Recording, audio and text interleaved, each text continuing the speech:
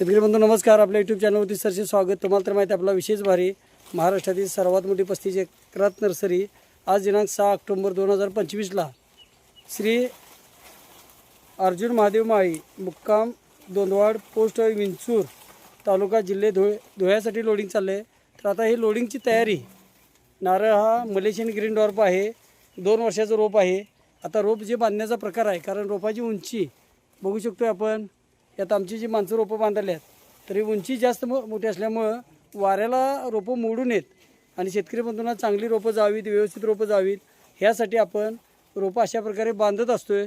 त्याचा फायदा आहे की झाडाची पानं फाटणार नाहीत आणि रोप लावल्यापासून आपल्याला 2.5 वर्षात मलेशियन ग्रीन डॉर्फ जो जमिनीपासून फळधारणा आणि नारळ पाणी खोबऱ्यासाठी चालणारी क्रॉस पॉलिनेशन जात आहे. गेल्या वर्षी 12 मेला पाऊस लवकर चालू झाल्यामुळं आपल्याला रिबॅगिंग करता आलेलं नाही. तर मलेशियन ग्रीन डॉर्फ नारळ पेरं सुटलेले आहेत. बघू शकतो आपण 2 वर्षाचं रोप आहे हे. आता आम्ही दसऱ्यामध्ये रिबॅगिंग करणार आहोत. म्हणजे ही झाडं 60 किलोमध्ये टाकलीत.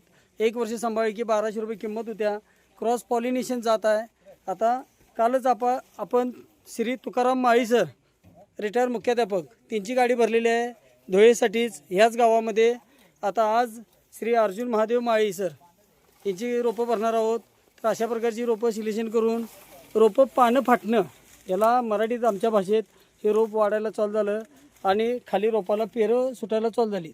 तर अशा प्रकारचं रोपं सिलेक्शन करून भरायला चालू असणारी महाराष्ट्रातील सर्वात मोठी 35 एकरात नर्सरी. लांजामध्ये 32 एकर, 250 कामगार, 40 कोटीची उलाढाल. रोपं जी आहेत ही नारळ शेती शारपड खारपड दलदलीत जमीन येणारं पीक आहे.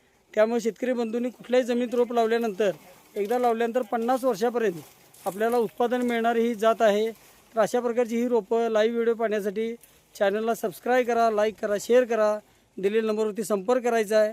नारळ शेती जर म्हटलं तर कुठल्याही जमिनीत येत्या आणि आपल्याला रोप लावल्यापासून अगदी 2.5 वर्षात उत्पादन चालू होतं. आयुष्यमान नारळ हे 50 वर्ष असल्यामुळं शेतकरी बंधूंनी शेताच्या बांधाला जरी रोपं लावलीत तरी आपल्याला उत्पादन जे आहे ते 350 ते 450 नारळ येणार. क्रॉस पॉलिनेशन जात आहे, हायब्रिड बुटकी जात आहे.